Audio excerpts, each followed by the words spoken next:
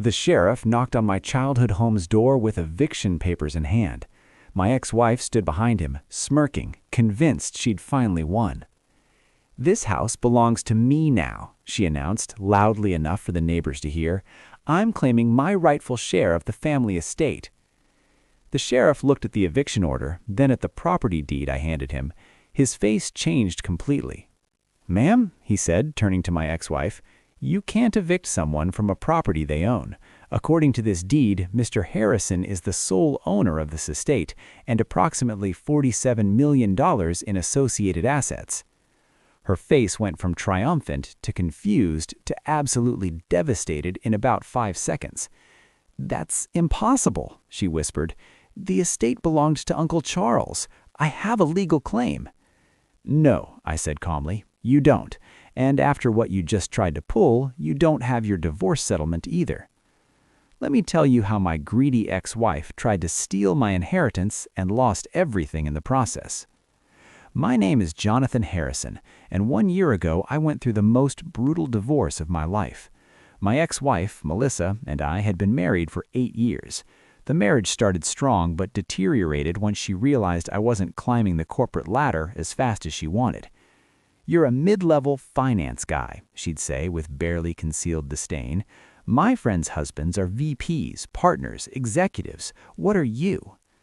What I actually was, a private equity investor who'd built a $50 million portfolio using various privacy structures and holding companies. But I kept that quiet. I'd grown up wealthy, but watched money destroy my family, the fighting, the greed, the entitlement. So I lived modestly and kept my wealth private. Melissa never knew. She saw a guy making $120K at a financial services firm and decided she could do better. She filed for divorce, claiming I'd wasted her prime years with my lack of ambition.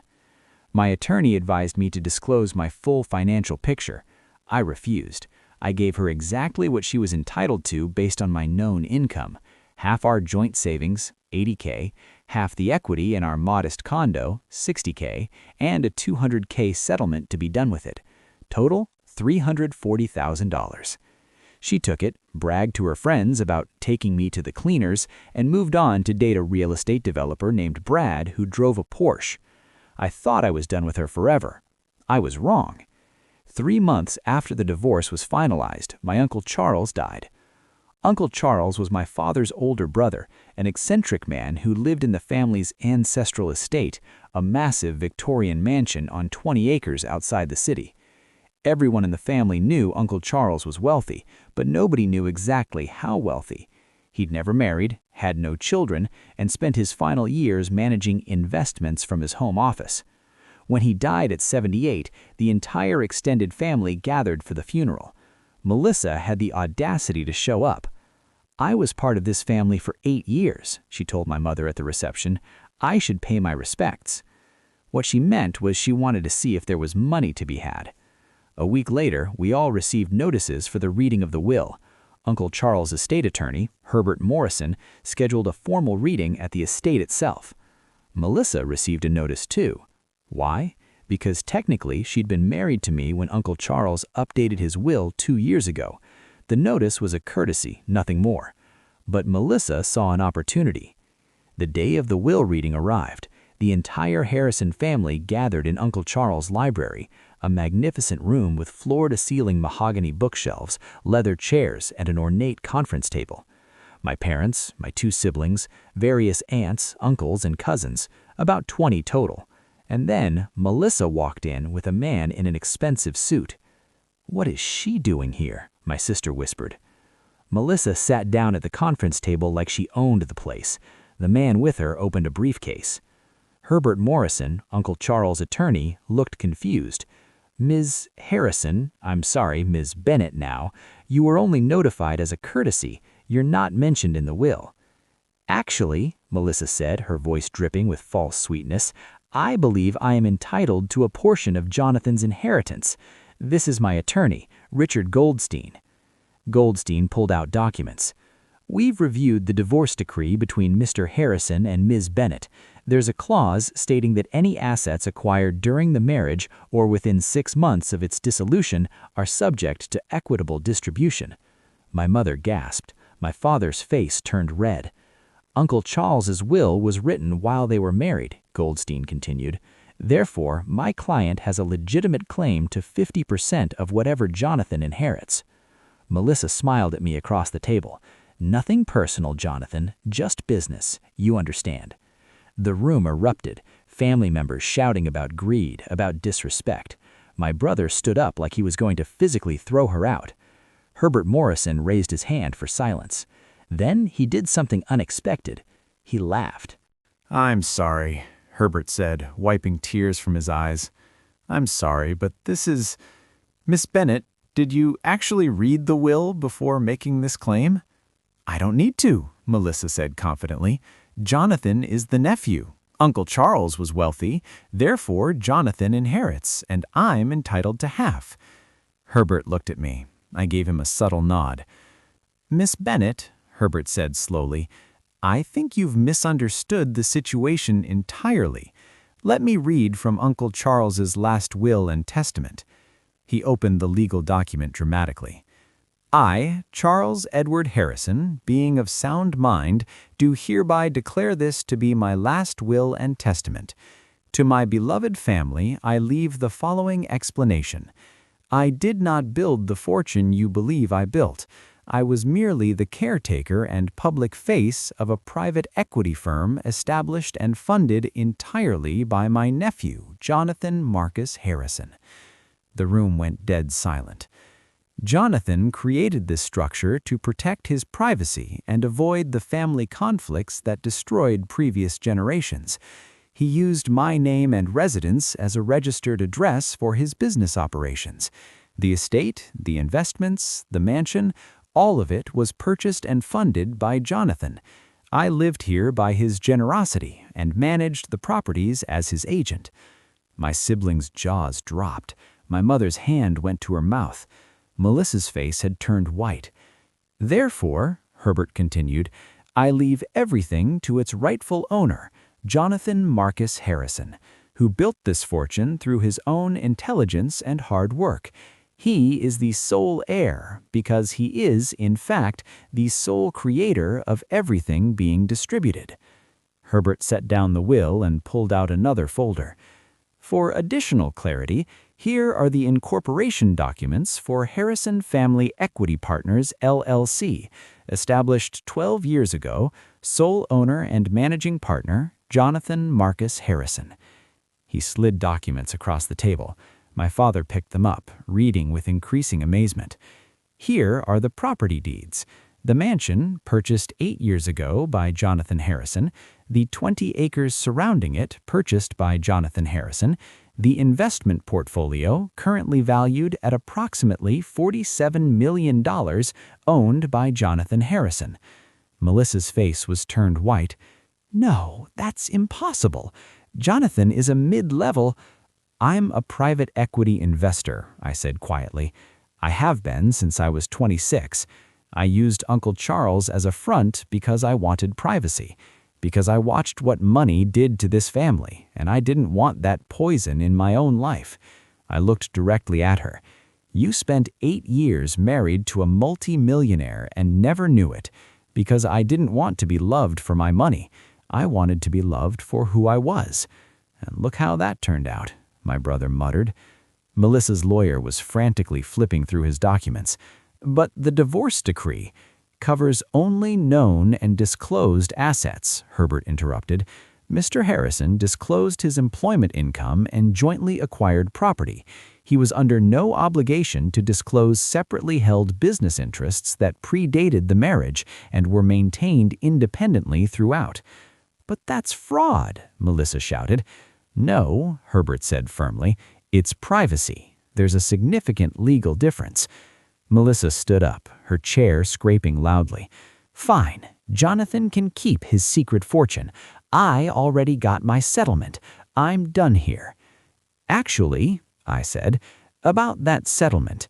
Herbert pulled out yet another document. "The divorce settlement agreement included a morality clause, Section 7, Paragraph 3. Let me read it. In the event that either party attempts to fraudulently claim assets beyond those specified in this agreement, or engages in legal action designed to manipulate or exploit loopholes for financial gain, said party forfeits all previously awarded assets and settlements. Melissa's lawyer grabbed the document. I watched his face as he read it and realized what it meant. You tried to claim half of my inheritance. You brought a lawyer to a family will reading to exploit what you thought was a loophole. You attempted fraud, Melissa, right here in front of 20 witnesses. I didn't know it was fraud, she protested. Ignorance isn't a defense, Herbert said. You made a claim to assets you weren't entitled to. That triggers the forfeiture clause. He slid another document across the table. This is a notice of settlement forfeiture. The $340,000 you received is hereby reclaimed. You have 30 days to return the full amount or face legal action for breach of contract. The room was absolutely silent except for Melissa's sharp breathing. You can't do this, she whispered. I can, I said, and I am. You could have walked away with $340,000 and a fresh start. Instead, your greed cost you everything. My mother was the first to speak. Jonathan, you've been taking care of Uncle Charles all these years? I bought him the house he always wanted. Let him live like the gentleman he always should have been. Gave him purpose managing the properties. He was happy. And the rest of us? My father asked. You let us think you were struggling? I wasn't struggling. I was living authentically. I didn't want the family dynamics to change because of money. I wanted real relationships. My sister stood up and hugged me. I'm proud of you, little brother, for building this, for protecting it, for protecting yourself. One by one, family members came over. Not because they wanted money, but because they finally understood why I'd been so private, so careful. Melissa just stood there, her lawyer packing up his briefcase in defeated silence. You're making a mistake, she said, her voice breaking. That money was mine. I earned it putting up with your boring life, your mediocre ambitions. Your mediocre ambitions built a $50 million fortune, I said. Your ambitions led you to marry me for what you thought I'd become, leave me because I wasn't climbing fast enough, and then try to steal from me when you found out what I'd actually built. The sheriff will be contacting you about the eviction attempt, Herbert added. Attempting to evict someone from their own property is also legally problematic. Melissa walked out without another word, her lawyer trailing behind her. After she left, Herbert continued with the actual will reading. Uncle Charles had left instructions for me to distribute gifts to family members, generous gifts that would help them but not corrupt them. My parents, $500,000 for their retirement. Each sibling, $200,000 for their children's education funds. Various cousins and relatives, amounts ranging from $25,000 to $100,000. Total distributed, about $2 million. Not enough to change their lives completely, but enough to help significantly.